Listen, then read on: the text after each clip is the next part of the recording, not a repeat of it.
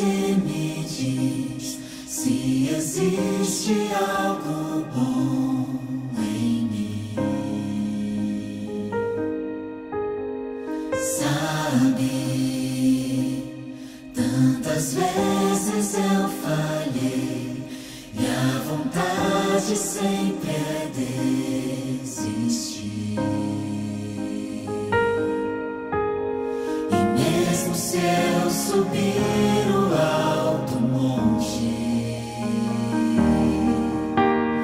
ou descer o vale, me alcançará. Nem a morte, nem a vida, sofrimento ou distância, não há nada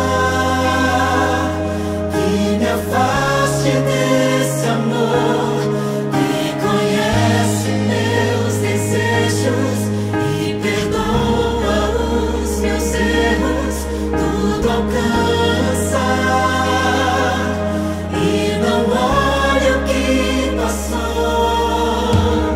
Cristo é vida e ressurreição. Ele diz: quem crê em mim viverá. Cristo deu sua vida lá na cruz, suportou a dor, tomou meu lugar.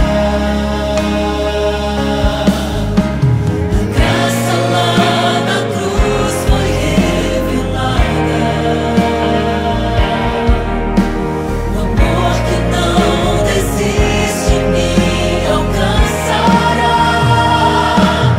Nem a morte, nem a vida, sofrimento ou distância, não há nada que me afaste desse amor que conhece meus desejos e perdoa os meus erros, tudo alcança e não olha o que passou. Nem a morte, nem a vida, sofrimento ou distância, não há nada que me afaste desse amor que conhece meus desejos e perdoa os meus erros, tudo alcança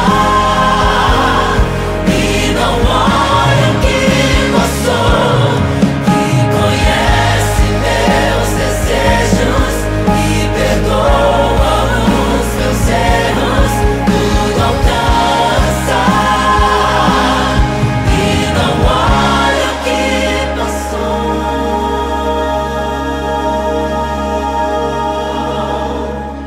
Nada poderá me separar do amor que hoje vive em mim.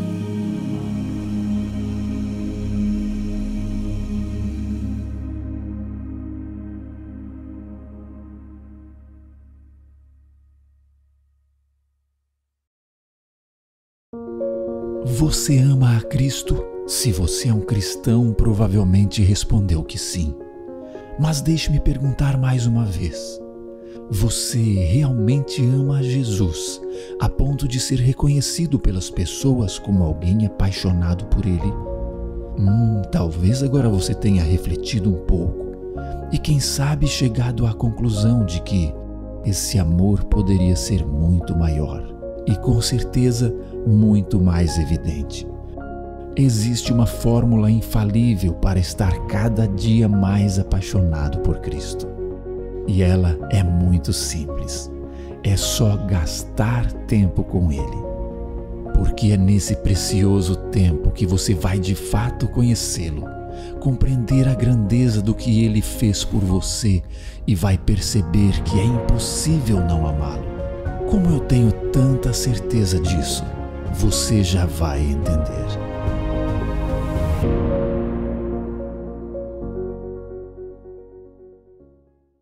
Estamos começando uma semana, e uma semana que pode transformar a sua vida de maneira muito positiva. E eu digo que pode porque isso depende da sua escolha, depende da sua decisão. Eu sou Rafael Rossi, pastor da Igreja Adventista do Sétimo Dia, e nos próximos dias tenho o privilégio de acompanhar cada um de vocês nesses estudos, onde falaremos sobre o amor vive. Vamos entender um pouquinho mais o sacrifício de Cristo Jesus na cruz do Calvário. Os países cristãos, nessa semana, rememoram cada um dos dias, os momentos finais de Cristo, onde ele demonstrou um amor irresistível a todos nós. Esse amor é um amor que vive também na cruz. Vamos entender isso de maneira mais profunda no nosso encontro. Como vamos fazer nos próximos dias? Eu quero lhe convidar a fechar os olhos, vamos orar e pedir que Deus nos ajude, que Ele nos ilumine na compreensão do tema deste momento. Vamos orar? Pai de amor, Deus querido, eu quero lhe pedir de maneira muito especial que neste momento o Senhor nos acompanhe no estudo que teremos. Vamos compreender um pouco mais do sacrifício de Cristo Jesus na cruz. Queremos que este sacrifício seja significativo na vida de todos nós, ao dizermos que o aceitamos como nosso Senhor e nosso Salvador. É o que eu lhe peço no nome de Jesus. Amém. Deus nos ama. Deus é amor. Agora, como podemos amar mais a Deus? Sabe que o que nós temos de mais precioso na vida são os nossos relacionamentos. E você bem sabe que os relacionamentos, eles demandam tempo. Você precisa dedicar tempo para que os relacionamentos se fortaleçam, para que eles se solidifiquem. As prioridades na vida, elas sempre vão encontrar tempo em nossa agenda. Viver sem tempo para Deus, em outras palavras, é viver perdendo tempo. Quando nós estamos ocupados demais, é sinal que alguma coisa está errada. Eu estou dizendo isso para você porque muitas pessoas às vezes dizem assim para mim: pastor, eu não tenho tempo para Deus, eu não tenho tempo para a Bíblia, eu não tenho tempo para a minha espiritualidade. Se você não está gastando tempo com Deus, se você não está dedicando tempo a Jesus, é porque, em verdade, você talvez não o ame o quanto acha que ama. Não ter tempo para passar com Jesus significa que tudo o que você fez naquele dia foi muito mais importante do que Ele. Eu lembro-me quando eu namorava com a minha esposa. E nós ficamos um tempo namorando à distância. Era complexo porque nos nossos tempos de namoro não tinha celular, não tinha internet, a comunicação era muito mais difícil e tínhamos que encontrar maneiras e formas para nos encontrarmos. Eu já trabalhava, ela ainda estudava, estávamos a quase 400 quilômetros de distância e sempre que possível um ou outro fazia um esforço para que pudéssemos nos encontrar, porque em realidade quem ama sempre acha tempo para alimentar o amor. Agora, se você ama Cristo, você precisa passar tempo com Ele. E assim Ele vai se tornar o tema central da sua vida e das suas conversas. Se Ele é uma prioridade, você encontra tempo. Conversar com Jesus como um amigo demanda intimidade, demanda relacionamento. Há um verso na Bíblia que diz assim: nós amamos a Deus porque Ele nos amou primeiro. O grande dilema de cada um de nós é descobrir como podemos amar mais a Cristo. Na cruz, o Calvário, ele tem a capacidade de nos levar a amar mais a Cristo. Mas para que você ame mais a Cristo, por aquilo que Ele fez na cruz, é preciso entender exatamente o que foi que aconteceu. Há um versículo que eu acho muito bonito. Está no Evangelho de João, no capítulo 1, no versículo 29. Aqui, João está se encontrando com Jesus. Eles tiveram um encontro anteriormente, quando nas barrigas das mães, Jesus e João se encontraram, porque as mães eram primas. Mas neste momento, Jesus está se apresentando para ser batizado por João. E João, quando olha Jesus, identifica que ele não era uma pessoa qualquer, não era uma pessoa comum. em Jesus havia algo mais. Quando ele avista Jesus, ele diz assim: eis o Cordeiro de Deus que tira o pecado do mundo. Em outras palavras, João estava nos apresentando exatamente o papel que Jesus cumpriria no plano da salvação de toda a humanidade. Deixa eu lhe explicar isso de maneira mais clara. Todos nós somos pecadores. E somos pecadores porque transgredimos a lei de Deus. A lei de Deus é que diz o que é pecado e o que não é pecado. Quando eu não obedeço aquilo que Deus instituiu na sua lei, eu me torno pecador. E este pecado, ele resulta em morte. Quando Adão e Eva estavam no jardim do Éden, Deus diz assim: comam de todos os frutos, de todas as árvores, mas não comam da árvore da ciência do bem e do mal, porque se vocês comerem desta árvore, vocês vão morrer. Porque este pecado levaria o ser humano a se tornar pecador. E quem é pecador, morre. Mas quando Deus viu o Adão e a Eva na situação de pecadores e que agora deveriam morrer, o infinito amor de Cristo foi atrás para resgatar o Adão e a Eva. E Deus disse naquele dia: Adão e Eva, vocês pecaram e deveriam morrer, mas vocês não precisam morrer. Vamos transferir o pecado de vocês para um cordeirinho. E foi assim que foi feito. Adão e Eva colocaram a mão sobre a cabeça do cordeiro, confessaram a culpa do seu pecado e este pecado foi simbolicamente transferido do Adão e da Eva para o cordeiro. E aquele cordeirinho morreu. Deus disse que a transgressão da ordem dele para não comer da árvore da ciência do bem e do mal resultaria em morte. E quando eles comeram, deveriam morrer, eles não passam pela morte porque o Cordeiro assume o lugar. Esse é o plano da salvação. Quando João Batista olha e vê Jesus, diz: esse é o Cordeiro de Deus que tira o pecado do mundo. Porque a morte dos cordeirinhos, ela deveria acontecer de maneira provisória, não definitiva. Aconteceria até o momento que o Filho de Deus se tornaria um de nós. Viveria uma vida sem pecado.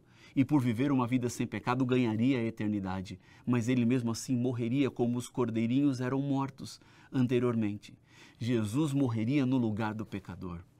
Esse é o plano da salvação. Por isso que Jesus era o Cordeiro de Deus que tira o pecado do mundo. Nestas palavras de João, nós vemos um Deus que não se cansa de amar. Deixa eu te dizer uma coisa de coração a coração. E você não precisa ser dominado pelo seu temperamento selvagem. Você não precisa ser dominado por sua língua afiada. Você não foi designado para ser uma escrava ou um escravo das suas fraquezas na vida. Jesus foi ao Calvário para nos libertar das amarras do pecado.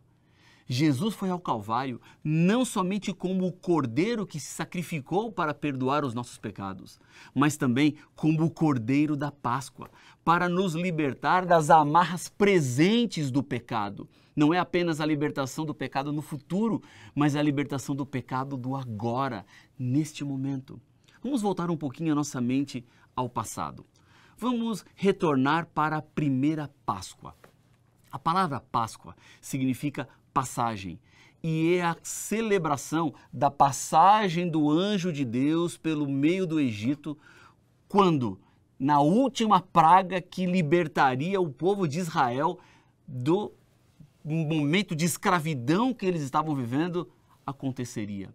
Deus disse que um cordeirinho deveria ser sacrificado e que o sangue deveria ser colocado no umbral da porta daqueles que queriam estar libertos da passagem deste anjo, porque as casas que não tivessem esse sangue nos umbrais das portas, o primogênito morreria. Esta é a Páscoa, esse começo de celebração que significou morte, e é verdade, tem muito a ver com o sacrifício de Cristo na cruz do Calvário.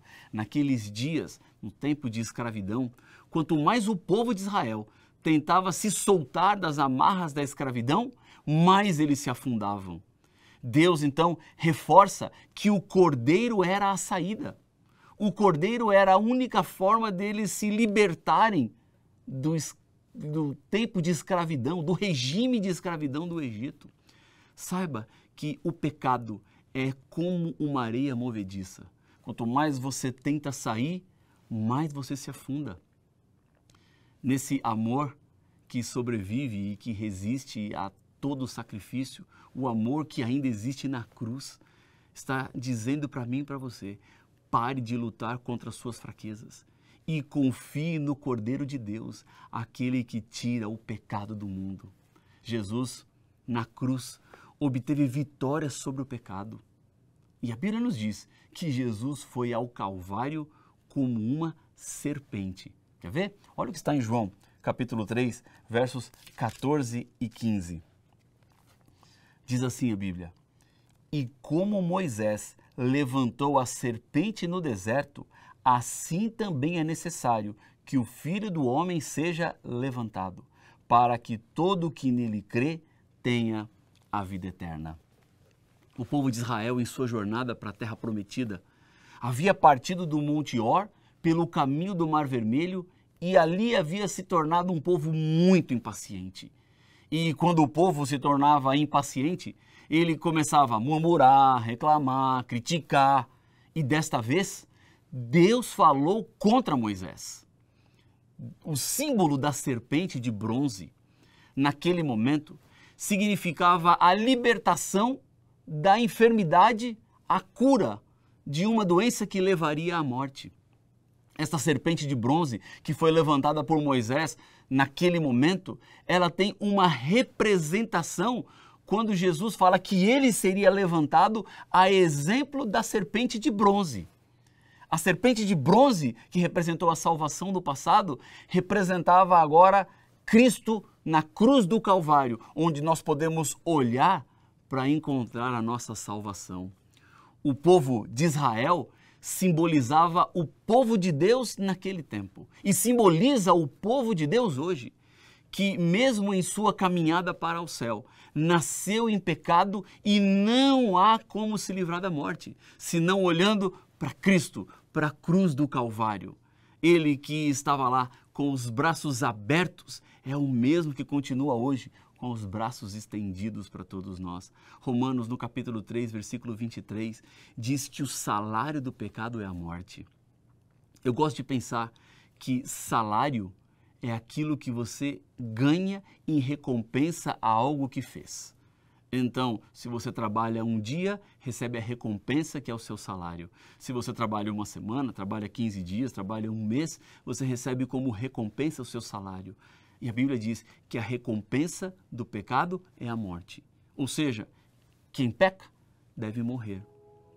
Mas o versículo 3, ou melhor, 23 de Romanos capítulo 3, diz que, embora o salário do pecado seja a morte, temos em Cristo Jesus o dom gratuito de Deus, que é a vida eterna.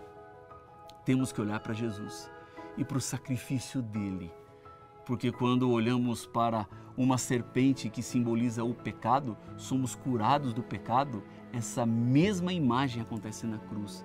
A haste, com a imagem de uma serpente venenosa, que foi levantada para curar os feridos pelo pecado, representa Jesus, que se fez pecado por nós, carregando todas as nossas culpas e nos dando o perdão. Tudo o que temos a fazer agora é olhar para Jesus. Basta olhar, basta crer, porque aquele que é amor e vida vai estender os braços para todo aquele que quiser viver. Eu sei que esse é o seu desejo. Eu sei que essa é a sua vontade.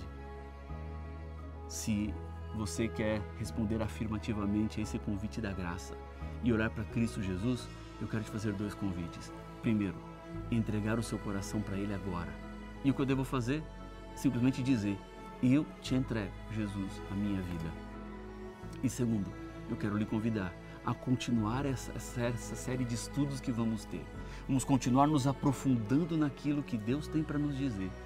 E assim entendemos um pouco mais do amor dele. Fecha os olhos e vamos orar. Senhor, Pai nosso, Deus querido, eu te agradeço muito pelo estudo que tivemos. Eu lhe agradeço muito porque em Tua Palavra encontramos certeza de que não estamos sozinhos. Ao olharmos para a cruz, queremos ser transformados. Ajuda-nos, Pai, em nossa caminhada, é o que eu lhe peço no nome de Jesus. Amém. Deus te abençoe, a gente se vê amanhã no próximo encontro. Um abraço, até mais.